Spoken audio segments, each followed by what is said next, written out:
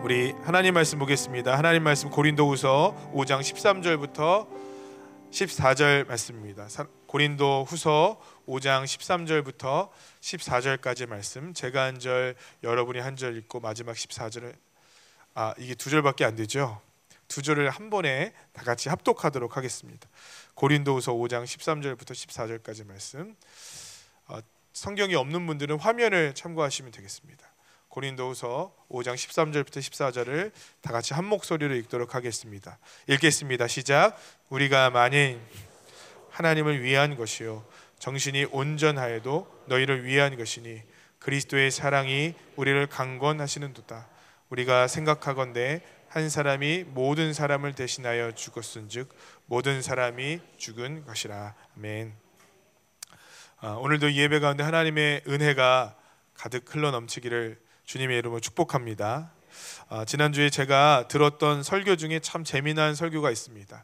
대구의 모 교회에서 사역하시다가 제법 큰 교회였던 것 같아요. 그 교회에서 사역하시다가 은퇴하신 목사님께서 본인의 은퇴한 삶에 대해서 얘기를 하시고, 은퇴하신 다음에 가장 후회되는 것에 대해서 우리 목회자들과 함께 나눴던 그런 세미나가 있습니다.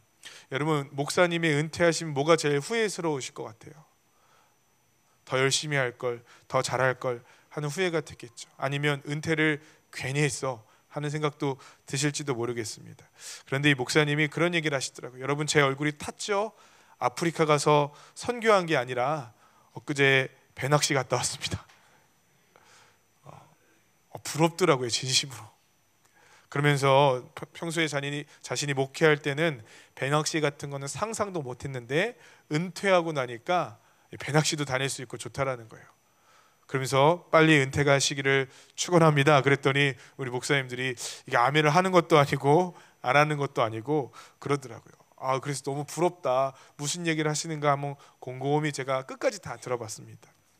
그런데 이 목사님께서 이런 얘기를 하시더라고요. 자기가 목회를 하면서 지금은 은퇴도 해서 시간도 있고 여유도 있고 하지만 마음속에 지울 수 없는 것이 있대요. 그것은 후회입니다. 후회.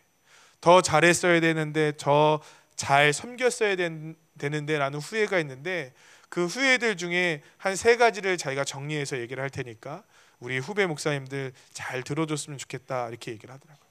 첫 번째 후회는 자신이 사회에 공헌하지 못한 것이 후회다라고 얘기하더라고요.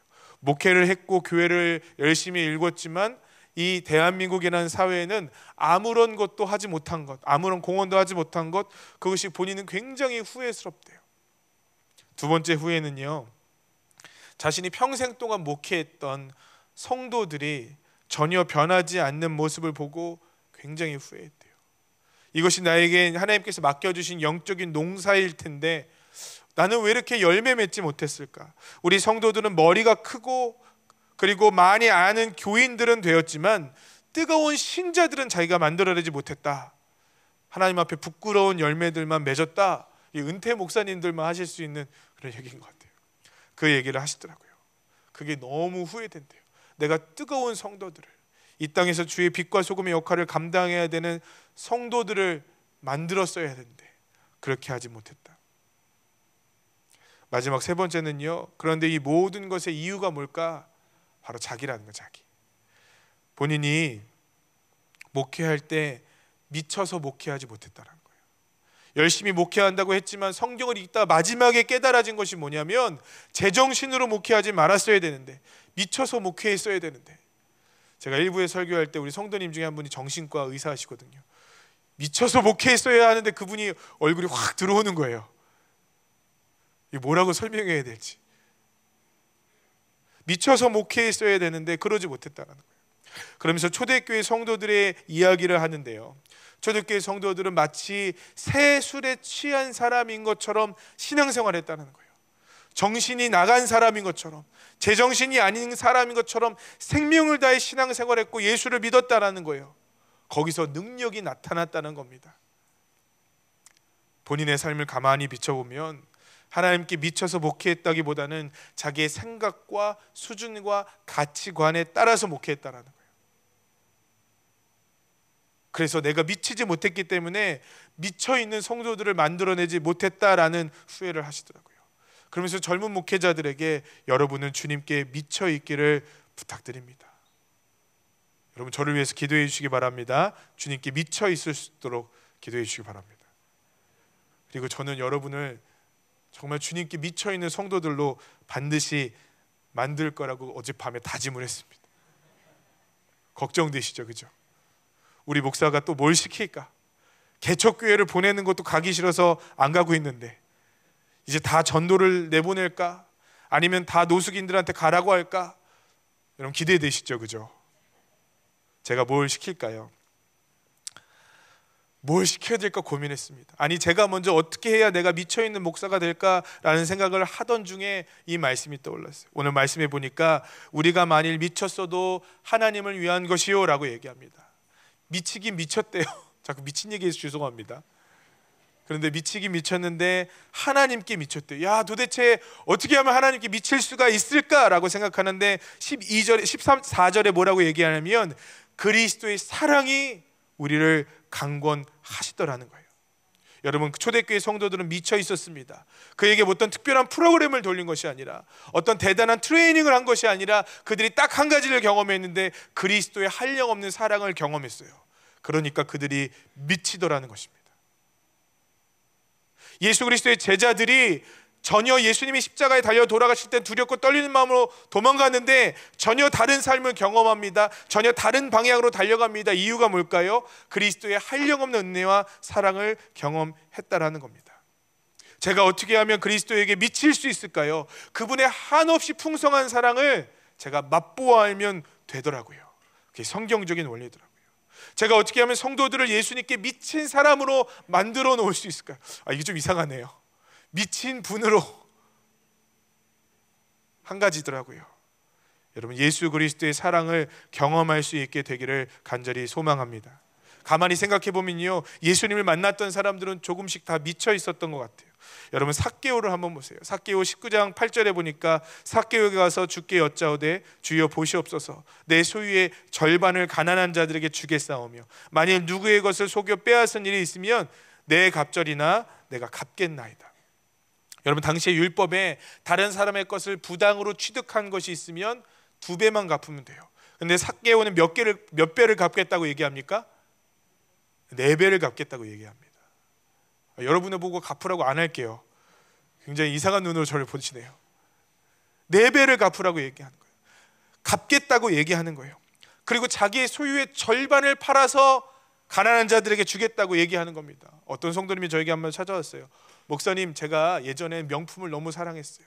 집에 갔더니 명품 백, 시계, 목걸이, 기타 등등 여러분 다 있으시죠? 그 모든 것들을 팔아서 가난한 자들에게 어제 다 나눠주고 왔다는 거예요. 아니 미리 얘기해 주시지. 저한테 먼저 얘기해 주셔야 되지. 여러분 목사가 그 얘기를 듣는데요, 너무 잘했습니다라는 생각도 들지만 한편으로는 우리 성도님 뭘 잘못 드셨나, 뭐 이상하게 되신 거 아닌가 하는 생각이 저도 모르게 드는 거예요. 여러분 재산 절반 팔고 오실 때는 미리 저한테 얘기를 해주셨으면 좋겠습니다. 오늘 예배 때 깜빡하고 은혜 받아서 재산의 절반을 팔고 오실 때는 저한테 먼저 문자로 확인을 해주십시오.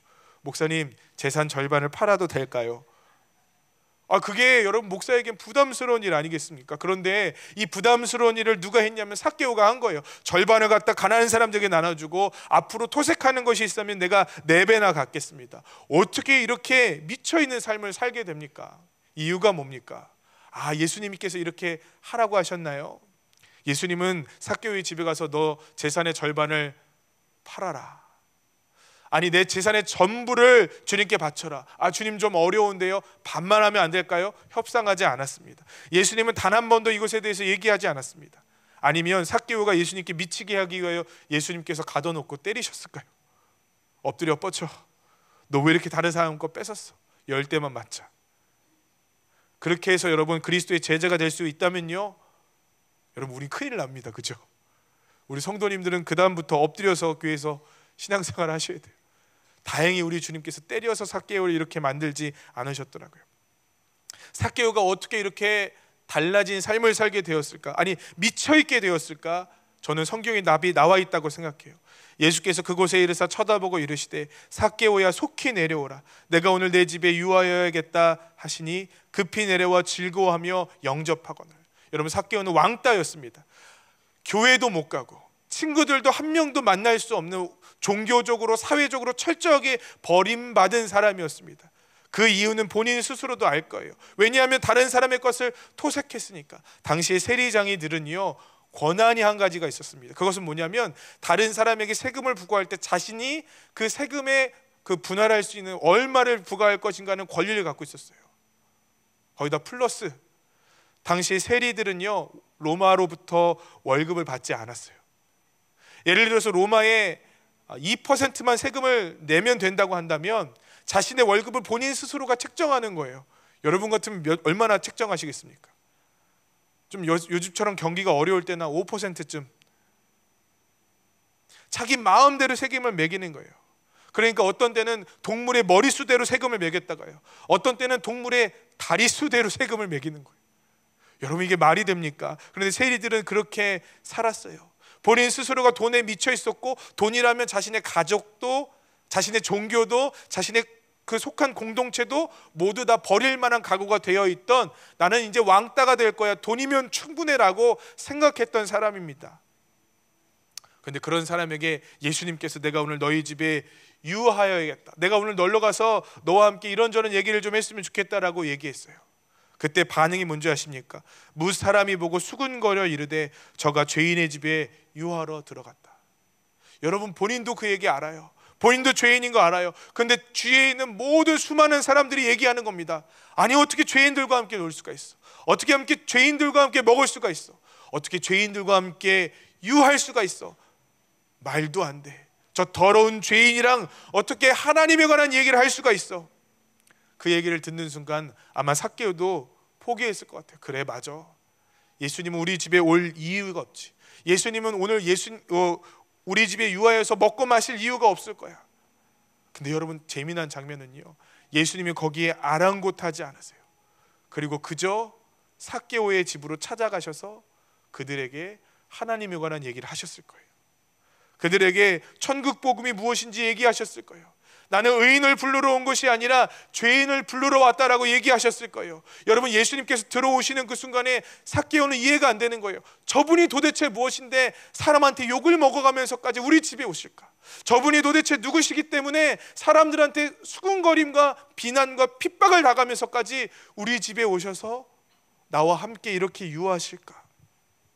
아마 삭개오는 그 집에 예수님이 들어오는 그 순간에 하나님의 자비와 은혜를 경험했을 거라고 생각합니다. 여러분, 그가 예수님께 미쳐있는 이유는 바로 이것이라고 생각해요. 그가 예수님께 맞아서 그런 것이 아니라, 예수님께 협박당해서 그런 것이 아니라, 어떤 특별한 훈련 프로그램을 받은 것이 아니라, 그분이 자기를 사랑하는 것을 안 거예요. 그분이 자기를 아끼시는 것을 안 거예요. 자기가 버림받지 않았다는 사실을 깨닫게 된 것입니다. 여러분, 예수님의 말씀에 능력이 있었어요. 회개하라, 천국이 가까웠다라고 말씀하시면서 주님께서는 죄를 지적하고 화내고 세리와 창녀들에게 너희들은 지옥에 갈 자니까 빨리 돌이켜 회개하라고 얘기하지 않았습니다. 오히려 우리 주님께서 그들 가운데 찾아가셨어요. 전혀 다른 반응이죠. 그들 가운데 하나님의 자녀가 될 수 있다라고 말씀하셨습니다. 심령이 가난한 자들에게 천국이 저희 것이니 너희들에게 천국의 문이 열려 있다라고 얘기했습니다. 놀라운 것은 그 얘기를 듣는 그 순간에, 아니, 예수님께서 거듭나라고 얘기도 안 했는데 자발적으로 그들의 삶을 헌신하고 회개하고 돌이키기 시작했더라는 것입니다. 언제요, 여러분? 우리 주님의 사랑을 경험할 때. 언제요, 여러분? 우리 주님의 자비와 은혜를 경험할 때.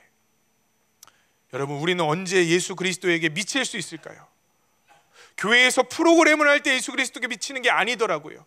교회에 특별한 은사자가 와서 여러분에게 기가 막힌 능력을 부어준다고 해서 여러분이 예수님께 온전히 헌신하는 거 아니더라고요. 기가 막힌 말씀을 쪼개가며 설교한다고 해서 여러분의 삶이 달라지고 거듭나는 게 아니더라고요. 어떻게 하면 성경은 우리의 삶이 거듭나고 돌이켜진다고 얘기하고 있습니까? 저 십자가에 달려 돌아가신 주님의 사랑이 우리의 심령 가운데 믿어지기 시작하는 그 순간에, 그 사랑이 우리 가운데 공감되어지기 시작하는 그 순간에, 아, 그분이 나를 사랑하시는구나 라는 것이 정말 우리 삶에 깨달아지는 그 순간에 우리 삶이 변화되더라는 것입니다. 여러분 예배 가운데 그러므로 주의 사랑을 경험할 수 있게 되기를 간절히 소망해요. 기도 가운데 우리 주님이 여러분을 사랑하시는 것이 느껴질 수 있게 되기를 간절히 소망합니다. 사도 바울은 다메섹으로 가고 있었어요. 살기가 등등하여 예수를 믿는 자들 핍박하기 시작했습니다. 그들을 잡아다 옥에 가두기 시작했어요. 그 일을 위하여 살기가 등등하여 다메섹으로 가는 도중에 예수님을 만났어요. 여러분이 예수님이라면 사울에게 어떻게 하실 것 같아요? 저는 가끔 그런 생각이 듭니다. 내가 목사인 게 참 다행이다. 내가 힘이 좀 약하고 그리고 가진 것이 많지 않아서 다행이다. 왜냐하면요, 어제도요 계단을 올라가고 있는데요, 얼마 전에 나한테 툭 하고 상처 준 사람 그 말이 떠오르는 거예요. 그 상황으로 나도 모르게 이렇게 빠져드는 거예요. 여러분 그럴 때 없으세요? 저만 죄인인가요? 그 사람이 나한테 툭 얘기를 했는데 그때는 제가 소심해 갖고 얘기를 못했어요. 근데 저도 모르게 그 상황에서는요, 어떻게 나한테 그렇게 얘기할 수 있어? 네가 임마 그러고 사람이야? 하고 소리를 치고 뭐라고 욕을 하고 시원하게 그냥 내 마음으로 할 얘기 다 하고 그러고 있는 생각을 제가 하고 있는 거예요. 그러면서 제가 계단을 올라가는데 주여 믿습니다 하고 빨리 이 생각이 없어지긴 했는데 저도 모르게 흐뭇한 거예요. 야, 저 사람 한 대만 죄송합니다. 저 사람한테 한마디만 내가, 여러분 그럴 수 있는 힘이 있으면 저는 아마 해버렸을 거예요. 그럴 수 있는 권한이 있으면 아마 저는 해버렸을 거예요. 여러분 그럴 만한 능력이 있는 예수님, 그럴 만한 권한이 있고 그럴 만한 이유가 있는 예수님께서 다메섹으로 가는 사도 바울에게 뭐라고 얘기했을 것 같아요? 여러분이 예수님이면 어떻게 하셨겠습니까? 제가 만약에 예수님이라면요, 십자가에 달려갖고 힘들어 죽겠는데 병사들이 얘기하죠. 네가 메시아라면 십자가에서 내려와 봐. 그럼 저는요 내려갈 것 같아요. 내려왔다. 왜? 하고 그냥 뺨을 한 대 딱 치고 올라가면 얼마나 마음이 행복할까? 여러분이 예수님이라면 바울에게 뭐라고 하시겠어요? 야 임마, 네가 어떻게 나의 제자들을, 이놈 너도 당해봐라. 저는 꼭 그랬을 것 같은데 우리 주님께서 뭐라고 말씀하시냐면요, 9장 4절에 보니까 사울아 사울아 내가 어찌하여 나를 박해하느냐라고 얘기합니다. 그게 다예요. 그리고 빛이 임이 있다고 얘기합니다. 저는 이 성경을 읽을 때 이런 생각이 들어요. 주님께서 야 이놈 사울아 어찌하여 나를 박해하느냐 하고 큰 소리를 치셨을까요? 아니면 안타까운 목소리로 사울아 어찌하여 네가 나를 핍박하고 어찌하여 네가 멸망길을 가고 있느냐 라고 얘기하셨을까요? 아마 그 주님의 빛이 사울에게 임하는 그 순간에 눈은 멀어갔지만 그러나 그는 마음에 북받쳐오르는 왠지 모를 감동이 있었을 것 같아요. 마치 우리가 처음 주님을 만나서 내가 죄인이다라고 고백했을 때 그 마음이 그 안에서 솟아올랐을 것 같아요. 그것은 두렵거나 우리를 무섭게 하거나 우리를 처벌하겠다는 말씀이 아니라 우리를 사랑한다고 얘기하고 우리를 강권하시는 그 음성이 아니었을까요? 여러분 우리는 다양한 이유에서 교회를 옵니다. 다양한 이유 때문에 교회로 와요. 어떤 분은 끌려가실 수도 있어요. 어떤 분은 삶의 어려운 문제를 만나 오셨을 수도 있습니다. 이것이 저는 무조건 다 나쁘다고 생각하지 않습니다. 그러나 여기서 우리가 한 발짝 더 나갔으면 좋겠는데요, 그것은 우리가 뜨겁게 찬양을 하고 말씀을 열심히 듣는 것뿐만 아니라 우리 주님의 한량없는 사랑을 경험하는 거예요. 그럼 거기에 우리 삶에 해답이 있지 않을까 하는 생각을 하게 됩니다. 누가복음 15장의 탕자의 모습을 한번 보십시다. 누가복음 15장에 있는 탕자는요, 우리 아버지한테 몹쓸 짓을 하고 떠나간 사람이에요. 그런데 그가 다시 아버지의 집으로 돌아갑니다. 왜 돌아갔을까요? 그가 아버지가 너무 그리웠을까요? 그가 아버지를 마음 아프게 하는 것이 너무 죄송하고 부끄러웠을까요? 저는 아니라고 생각해요. 한 가지 이유밖에 없었어요. 성경에 보니까 그가 주려 죽었기 때문에 그렇습니다. 내 배가 고프니까 다시 아버지의 집에 들어가서 어떻게든 밥이라도 얻어먹고 살아야 되겠다라는 생각이 그제서야 들기 시작한 겁니다. 아버지를 사랑한다거나 아버지를 미워한다거나 정도의 마음이 아니라 그저 자기의 허기를 달래는 정도의 마음이었다고 생각합니다. 여러분 그런 마음이 있는 사람들은요 또 가출하기 쉬워요. 그런 마음이 있는 사람들은 또 아버지를 떠나기가 저는 쉬울 거라고 생각합니다. 다비다의 집이라는 그 시설이 우리 공동체에 있지 않습니까? 거기에 우리 노숙인은 우철민 선교사님이 정말 정성껏 치료해 주십니다.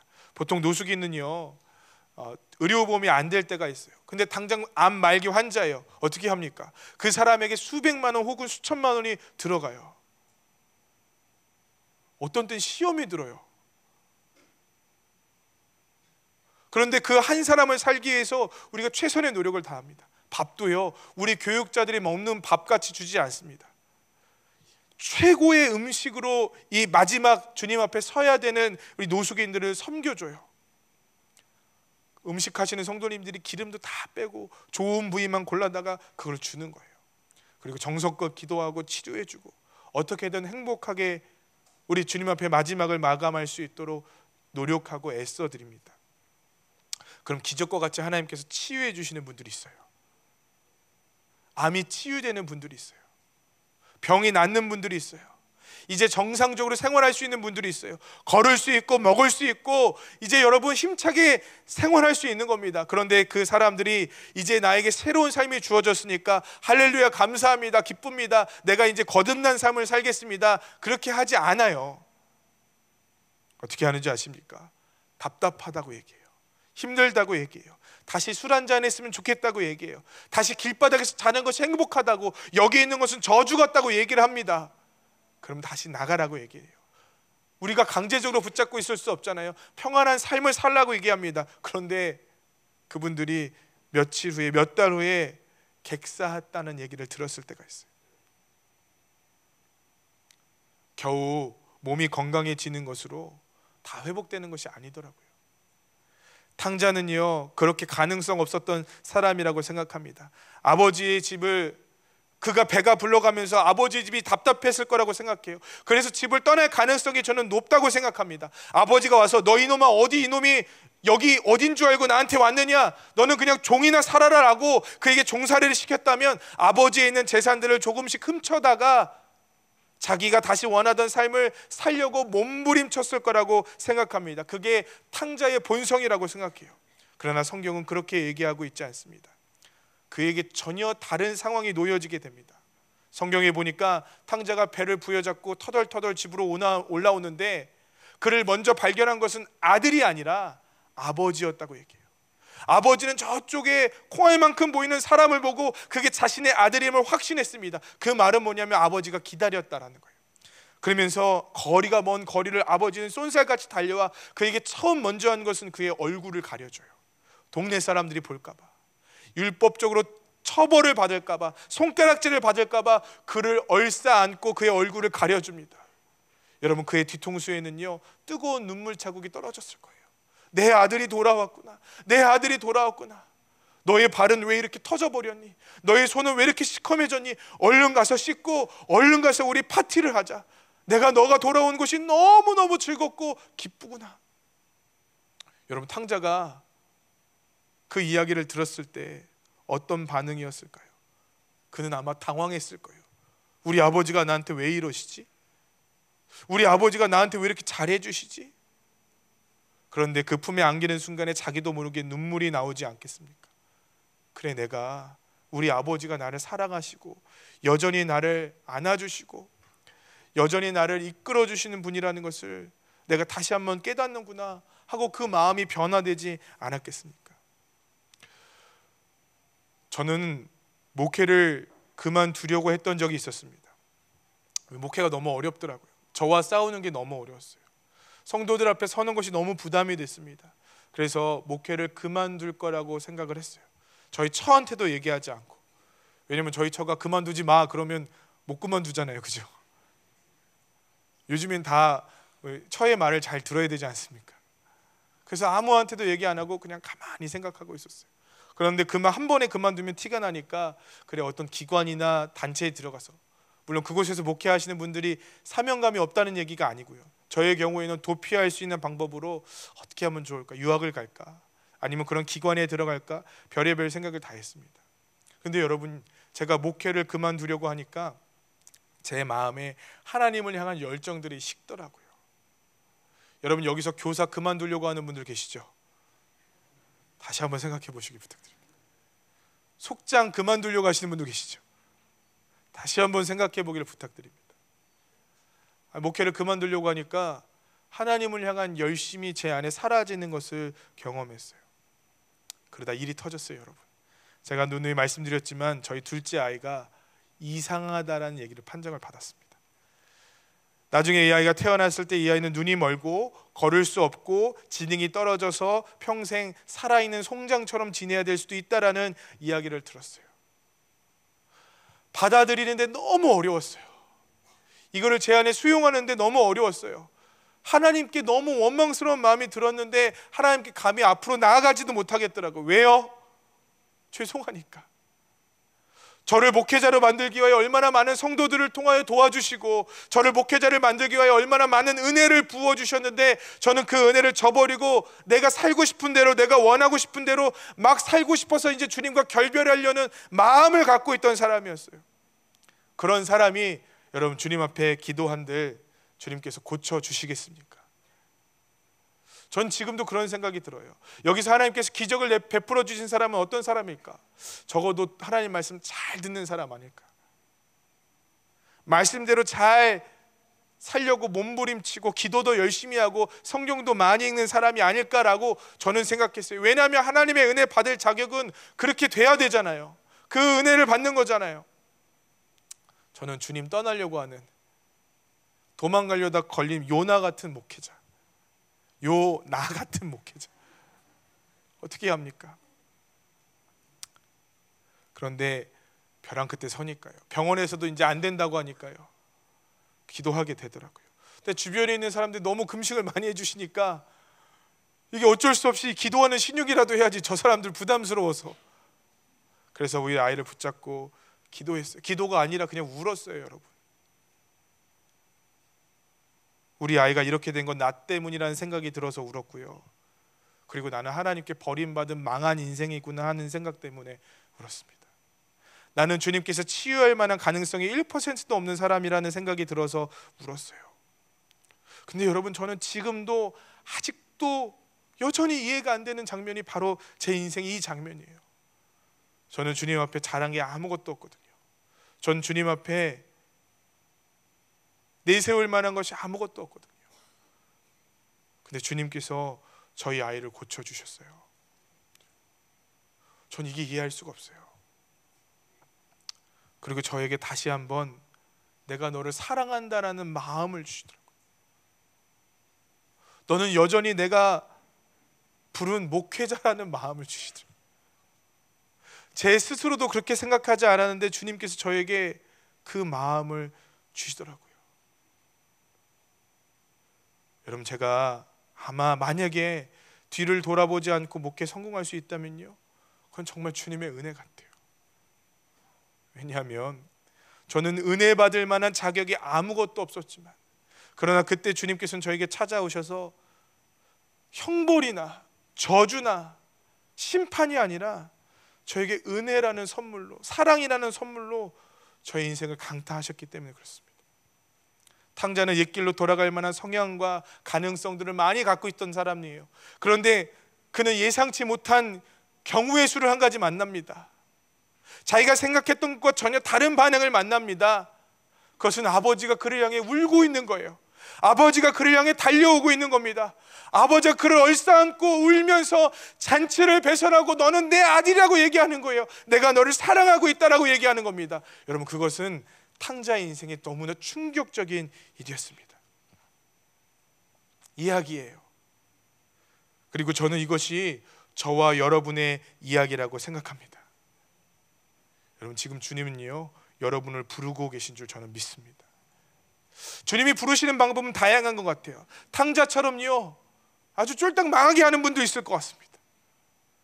돈에 집착했지만 돈을 잃어버리고, 건강이 전부라고 생각했지만 건강을 잃어버리고, 관계가 전부라고 생각했지만, 성공이 전부라고 생각했지만 무언가 안 되고 부족하고 연약해서 주님께로 끌려온 영혼들이 얼마나 많습니까? 축복합니다. 그런데 그런 영혼들을 우리 주님께서 부르셨다고 저는 생각해요. 왜 부르셨을까요, 여러분? 주님께서 우리를 벌하시려고요? 왜 나에게 맡겨진 삶 똑바로 살지 않았니? 너는 저주받을 거야. 앞으로도 평생 그렇게 살 거야 라고 주님께서 말씀하실까요? 로마서 8장 27절은 이렇게 얘기합니다. 또 미리 정하신 그들을, 저와 여러분을 부르시고, 그 다음에 부르신 자들을 어떻게 하신다고 얘기합니까? 의롭다 하시기 위하여 부르셨다는 거예요. 그 의롭다 하신 자들 또한 영화롭게 하기 위하여 우리 주님께서 저와 여러분을 부르셨다라는 거예요. 우리를 심판하시고 우리를 저주하시고 우리를 괴롭게 하려고 우리 주님께서 우리를 강건하여 부르신 것이 아니라 우리를 의롭다 하시기 위하여, 우리의 삶을 회복하기 위하여, 우리의 삶에 한량없는 은혜로 말미암아 우리의 그 깨진 독같이 거듭나지 못하고 공허하고 외로운 우리의 심령을 회복시키시기 위하여 우리 주님께서 저와 여러분을 부르셨다라는 거예요. 이에 본성으로 가면 망하기 때문에 그 길에서 돌이키게 하기 위하여 우리 주님께서 우리를 부르셨다라는 겁니다. 그래서 사도 바울이 이렇게 얘기합니다. 에베소서 3장 18절 19절입니다. 능히 모든 성도와 함께 지식에 넘치는 그리스도의 사랑을 알고. 사도 바울은 이해할 수가 없는 거예요. 나를 저주해야 맞는데, 와서 내 뺨을 한 대 후려쳐야 맞는데, 나를 사랑한다고 얘기하고 나를 할 수 있다고 얘기하고 나에게 다시 나의 하나님의 자녀라고 얘기하는 그 하나님의 사랑을 우리 성도들이 알아야 된다고 얘기하는 거예요. 그 너비와 길이와 높이와 깊이가 어떠함을 깨달아 하나님의 모든 충만하신 것으로 너희에게 충만하시기를 구하노라. 저는 우리 성도님들에게 이것을 구합니다. 그분의 한없는 사랑이 십자가를 통하여 여러분의 마음속에 와 닿을 수 있게 되기를 간절히 소망합니다.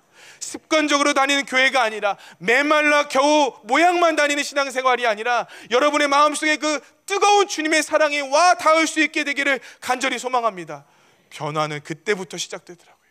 회복은 그때부터 일어나더라고요. 우리 그분의 사랑이, 한없는 사랑이 우리에게 부어질 때 그때부터 우리에게 새로운 능력이 부어진다고 저는 분명하게 믿습니다. 미국에 다니엘 휘틀이라는 사람이 있었습니다. 이 사람은 남북 전쟁에 참여했다가 몸이 상한 사람이에요. 그리고 나서 시계 회사에서 근무했는데 전쟁의 트라우마와 몸의 그 장애로 인하여 금방 삶의 시리에 빠지게 되었습니다. 하나님께서 이 형제를 지금 부르고 계신 거죠. 그러다 어느 날 그 형제가 우리 주님을 만났습니다. 그가 주님을 만나서 쓴 찬양이 뭐냐면요, 제가 참 좋아하는 찬송가인데요, 아 하나님의 은혜로라는 찬양입니다. 이 아 하나님의 은혜로는 찬양의 가사는 참 재미납니다. 아 하나님의 은혜로 이 쓸데없는 자 왜 구속하여 주는지 난 알 수 없도다. 2절은요, 왜 내게 굳센 믿음과 또 복음 주셔서 내 마음이 항상 편한지 난 알 수 없도다. 4절은요, 주님 언제 강림하실지 혹 밤에 혹 낮에 또 주님 만날 그곳도 난 알 수 없도다. 온통 알 수 없는 것들 투성이에요. 주님께서 왜 나를 사랑하시는지 그게 이해가 안 가요. 왜 나한테 이런 어마어마한 은혜를 주시는지 나는 이해가 안 가요. 또 때로는 불과 같은 믿음을 주셔서 이 험한 세상에서 능히 버틸 수 있는 힘을 주시는지 난 이해가 잘 안 가요. 또 주님께서 마지막 때 언제 오시고 언제 재림하셔서 우리의 신랑이 되어주시고 우리 왕이 되어주실지 그런 거 잘 몰라요. 그런데 여러분, 그가 후렴에 고백하는 것이 있어요. 내가 확실하게 믿는 것이 있대요. 내가 확실하게 아는 것이 있대요. 내가 믿고 또 의지함은 내 모든 형편 아시는 주님 늘 보호해 주실 것을 나는 확실히 아네.